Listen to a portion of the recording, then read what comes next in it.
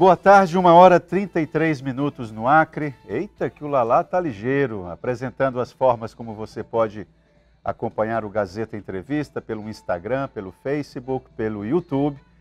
E tem ali o 99989-1042, é o número desse WhatsApp aqui. Eu peço que você participe, sua participação sempre qualifica o debate aqui, sempre. E eu quero que, por favor, você coloque o seu nome, o seu bairro ou a sua cidade. É um pouco chato quando eu vejo uma boa pergunta ou então uma boa crítica, mas principalmente crítica, né? Mas sem identidade fica difícil, né? Parece até que eu estou inventando alguma coisa para falar com o entrevistado, não fica legal. Se você puder, por favor, coloque o seu nome e o seu bairro ou a sua cidade, seria muito importante você dar identidade à sua participação. E hoje, nos 2 primeiros blocos do programa, nós vamos conversar com o deputado estadual Fagner Calegário. É com ele a conversa. O deputado e, sobretudo, o segmento que ele mais representa. Eu digo mais representa porque é um deputado estadual, ele representa vários segmentos, mas há aquele que se destaca mais na vida privada daquela pessoa, ele acaba se destacando mais em uma determinada área. E no caso do deputado Fagner Calegário, ele, de certa maneira, representa os empresários do setor terceirizado, que semana passada estavam ali na mira do alvo, né? Para lembrar o sniper de ontem, o segmento dos terceirizados sempre rendem uma boa polêmica. Deputado, boa tarde, seja bem-vindo aqui ao Gazeta Entrevista. Boa tarde, Tahan, boa tarde a todos que nos acompanham aqui na TV Gazeta. Eu digo que é o segmento do meu coração. E eu sempre faço questão de corrigir. E do seu bolso também, né? Essa questão quando fala empresário, não. Eu defendo o trabalhador. O trabalhador só existe porque tem o empresário. Sem dúvida. Quando eu faço essa defesa do proprietário da empresa, é porque realmente, quando eu defendo ele, eu estou ajudando o trabalhador. Então, é o segmento do meu coração, é o segmento que eu mais defendo, é o segmento que, se hoje eu me tornei um deputado com segundo mandato, é o reconhecimento desse povo que sai de manhã, como eu sempre digo, cedinho, volta muito tarde e muitas vezes na sua própria secretaria, na sua própria repartição lá, não recebe sequer um bom dia. Agora, eu conversando com o Bruno, que é o presidente do Sindicato das... O Bruno faz parte da diretoria, o Bruno Moraes. Bruno Moraes, ele esteve aqui, foi uma conversa um pouco apressada, mas ele falou a respeito da audiência pública que haveria na Assembleia Legislativa. O que eu fico encafifado, não consigo entender. 70 empresas, se a memória não me falha? Pouco mais de 70 empresas hoje no estado. Não é muito, hein? 70 empresas. Umas mais fortes que outras, normal. Agora, o que não dá para entender, porque 70 empresas, se você pelejar, você lembra o nome de cabeça. Pelo menos da maioria, né? Da maioria. Bom, mas o que eu fico encafifado é o quê? Porque tem algumas delas que maltratam muito o trabalhador. Esses que você diz representar. Então, o que vocês fazem com esses empresários? Porque, olha, tem situações dramáticas, sobretudo no interior do estado. Me diga aí, por que vocês não são mais incisivos com aqueles maus empresários? Então, eu acho que não teria pergunta melhor para a gente começar o nosso bate-papo hoje. O Bruno esteve aqui, falou, mas eu vou te dizer aqui, politicamente falando, tudo isso acontece por culpa, eu tenho que colocar a culpa, em alguns gestores. Gestores do Estado, gestores da Prefeitura. É quem está na pasta. Se a empresa não está pagando, tem que ser aberto um procedimento administrativo para saber, para apurar o que está acontecendo. Hoje nós temos empresas que não é segredo para ninguém e que já foi objeto de a gente denunciar na própria tribuna da Assembleia, que não recolhe o FGTS, que não está recolhendo o INSS. Atrasa. Não, o atraso é o de menos. Agora, e quando o trabalhador, porque agora tem aquele aplicativozinho que o pessoal fica na palma da mão na hora que o camarada do FGTS, ele sabe que a empresa não está depositando. Você leva isso para o órgão, o órgão faz vista grossa.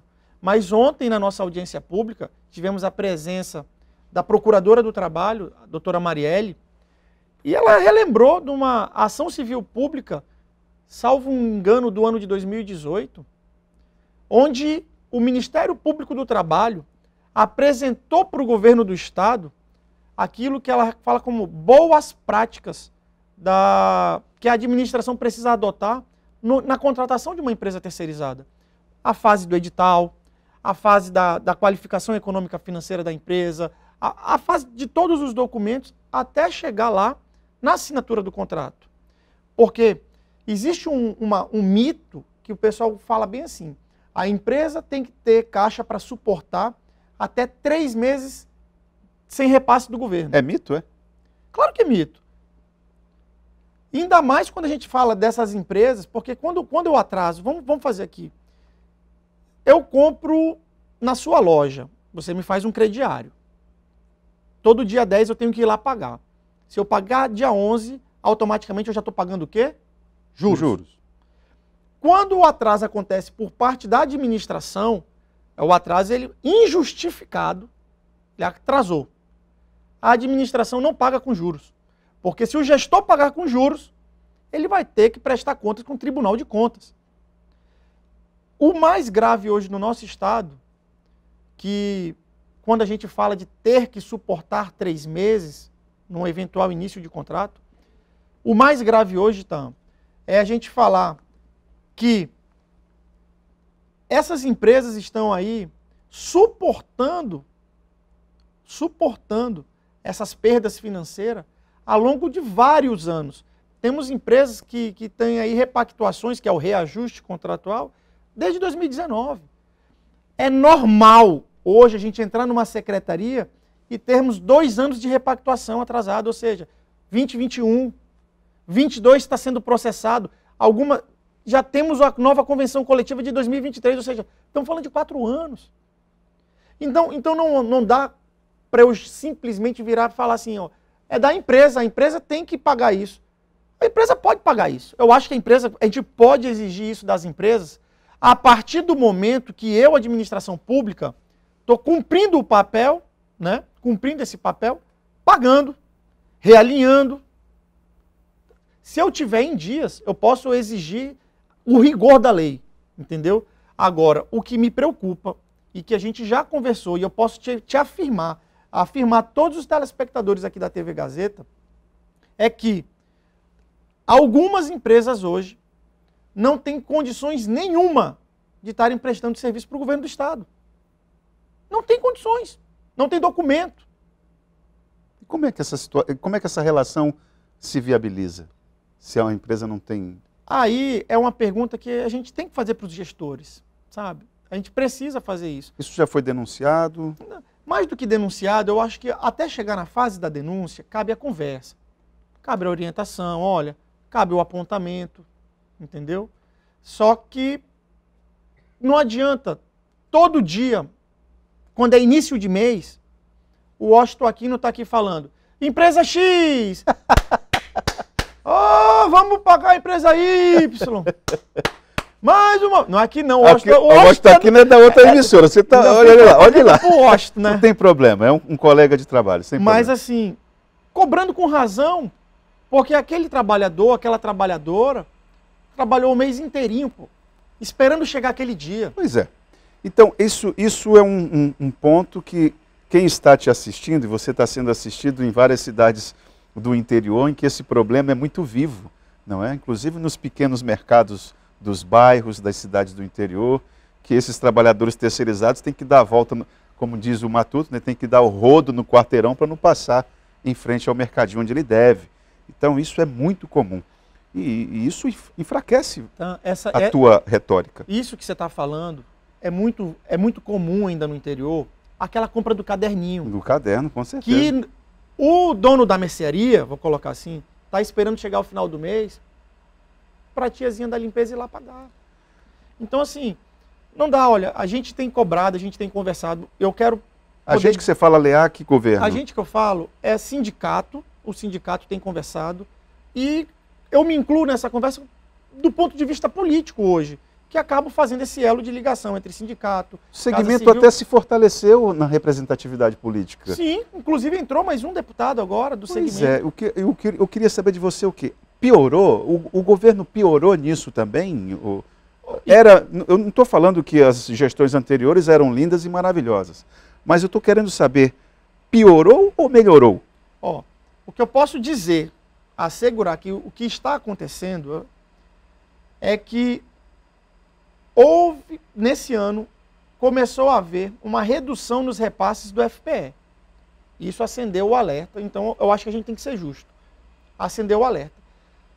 E agora, esse mês o que aconteceu? Abril, maio, junho e julho, com redução do repasse do governo federal, a conta não fechou. Entendeu? Por isso que atrasou esse mês o repasse do mês. A gente não está falando do que está atrasado, não. O que a gente está falando é que as empresas sobreviviam com o repasse do mês. Esse mês veio, bumba, explodiu, aconteceu, colapsou. Mas na segunda-feira, nessa última segunda-feira, sentamos com a equipe de governo. Posso falar aqui que foi a melhor reunião que eu tive nesses 5 anos como parlamentar. Produtiva, objetiva, direta. Saímos dali com o dever das empresas fazerem o seu levantamento real, governo fazer o levantamento deles, a equipe econômica se reunir para falar, os repasses o que está acontecendo hoje, o que tem de repasse, o que consegue ter de fluxo de caixa, para que a gente possa resolver. Entendeu? Então, assim, teve que ficar a Dona Maria sem receber 3 meses, teve que ficar o seu José 4 meses. Para chegar a esse entendimento. Uma coisa que não precisa. Uma coisa que não precisa. Então, mas eu não posso me furtar, ou ser, no mínimo, irresponsável ou deselegante, de não dizer que nessa reunião foi a melhor reunião. Foi a reunião que estava presente o sindicato, estava o representante da Casa Civil, planejamento, fazenda, buscando uma saída, porque não dá. Então não dá para a gente ficar falando, o segmento hoje tem os deputados ali, mas a Dona Maria não está recebendo no final do mês. Com certeza. Agora eu vou aproveitar essa tua lembrança a respeito, esse teu reconhecimento a respeito dessa reunião com a equipe de governo, para tentar entender, sobre o teu olhar, a fala do presidente da FIAC aqui. O José Adriano esteve aqui e fez críticas contundentes ao segmento das terceirizadas, na relação de governo, deixou coisas subentendidas. Eu queria saber o que você responderia. Aliás, você repercutiu a fala do presidente da ALEAC aqui no Gazeta Entrevista, lá na Assembleia Legislativa. O que houve? O presidente da FIAC, né? Então, a primeira coisa é a seguinte, é reconhecer o segmento que mais gera oportunidade dentro do nosso Estado, depois da própria máquina pública. A construção civil hoje não tem condições de absorver a mão de obra que a gente está absorvendo na terceirização. Vou fazer uma pergunta para você de casa. O que nós temos de obra hoje na nossa capital, no nosso estado? Então hoje, o segmento que mais dá oportunidade para o primeiro emprego, para a mulher acima dos 50 anos e tal. E aí vem o presidente de uma instituição tão importante como a Federação da Indústria dizer que os empresários não sabem quem está contratando. Ele, no mínimo, foi deselegante, ele foi imprudente, para não chamar de irresponsável, com a fala dele. Mas ele foi irreal? Ele falou mentira? Eu não posso falar que ele é mentiroso, mas eu posso dizer que ele não conhece a realidade. Sabe por quê? Eu preciso lembrar ao telespectador que o próprio José Adriano tem indicado um secretário de governo. Aí fica aquela pergunta, que eu fiz essa pergunta na tribuna da Assembleia, lá no plenário. Se essa prática está acontecendo, será que é na secretaria do José Adriano, que tem o indicado do José Adriano? Porque todos os empresários com quem a gente conversou depois daquela fala, é unânime. Para você ser contratado por uma empresa, você vai na empresa, você preenche os seus documentos, é feito um exame admissional, você passa por todo o processo legal de contratação. Então não cabe, ele já foi empresário, ele é empresário do segmento da construção civil, não se contrata ninguém sem saber quem é. talvez o dono da empresa não conheça, mas o departamento de RH sim. Esse tem a obrigação de conhecer o trabalhador, porque é com ele que ele vai ter que resolver o FGTS, o INSS, o pagamento do salário do mês, que às vezes dá um problema no pagamento, que tem que fazer o pagamento de... As empresas sabem sim quem são os seus trabalhadores. O que está em jogo entre uma linha e outra da fala do presidente da FIAC? O que eu posso dizer? O que está em jogo? Todo mundo, pelo que a gente observa aí, é um momento que está todo mundo buscando defender seus interesses. Eu acho que o presidente da FIAC, ele tem legitimidade para defender o segmento dele, lá de onde ele vem, a construção civil. Mas para ele defender a construção civil, ele não precisa botar uma alça de mira nas costas do segmento que hoje vem salvando o nosso Estado. Muito pelo contrário, eu quero me somar à Federação da Indústria para que a gente possa defender as licitações, as voltas das licitações para a construção, das obras do nosso Estado. Eu sempre defendi, Taan, que as obras do nosso Estado, que os contratos do nosso Estado tenham que ficar com as empresas que são daqui do nosso Estado. Legalmente falando, a lei não permite que a gente faça isso. Mas, entre eu defender um empresário que vem Manaus? De qualquer lugar do Brasil, eu vou defender um acriano. Porque esse dinheiro, essa riqueza vai ficar aqui. Depois ele vai comprar um imóvel aqui, ele vai fazer com que a economia do nosso Estado rode aqui. Quando eu mando para Manaus, para Goiânia, para Brasília, a economia vai rodar nesses estados, entendeu? Então, e o José Adriano sabe disso, que eu conheço o segmento da construção civil, durante muito tempo, eu atuei dando consultoria nessa área para as construtoras, consultoria em licitações. Então eu conheço bem a realidade, eu conheço muito bem. E eu sei que está todo mundo passando um perrengue, está todo mundo querendo oportunidade. Mas eu acho que em vez da gente virar para um lado e querer criticar o coleguinha, que está de repente está com a nota melhor na escola, não, deixa eu sentar com ele, bora, vamos estudar junto, quem sabe a nossa nota melhore junto. Olha só o que o Eliel está perguntando para você aqui. Não é uma crítica nova, mas você como um agente público, uma persona pública, tem que estar preparado para essas provocações. E boa tarde, Taan. Provocação é sempre boa. O mais grave no nosso estado são esses deputados que ganham muito bem e nós, trabalhadores, ganhamos só um salário mínimo. A Assembleia, os parlamentos, eles de certa maneira representam uma espécie de soberba, né, da atividade pública, né? Então há uma espécie de uma percepção muito popular de que vocês nadam em dinheiro, defendem os seus interesses. Quando é para aprovar aumento de salário, vocês decidem isso em uma sessão, 2 sessões, mas para o trabalhador fica essa percepção aqui. E aí? A gente precisa trazer à luz para... Como é o nome do colega que fez a pergunta? Eliel. Eliel, obrigado pela participação aqui com a gente, mas assim, historicamente, o político, ele é visto como aquela pessoa que está acima da sociedade. Isso é histórico. Eu posso dizer, Eliel, que junto com alguns colegas ali na Assembleia, a gente faz parte de uma nova geração de políticos. E às vezes a gente pega esse rótulo de que a gente está nadando em dinheiro, de que a gente não tem responsabilidade com a coisa pública, e não é real. Eu vim da iniciativa privada, eu vim do segmento que é da terceirização, em que eu sei muito bem o que é, sabe, 1 mais 1, juntar o dinheiro para poder pagar o trabalhador no final do mês. Hoje eu estou aqui como representante do povo, como representante de uma categoria que, depois que eu virei deputado, que a gente conseguiu fazer voltar o auxílio alimentação. Depois de 10 anos. Como deputado agora a gente está brigando para ser acrescido o auxílio saúde desse trabalhador. Porque é o trabalhador que a gente sabe sim, que ganha ali pouco mais que um salário mínimo, às vezes um salário mínimo e meio, 2.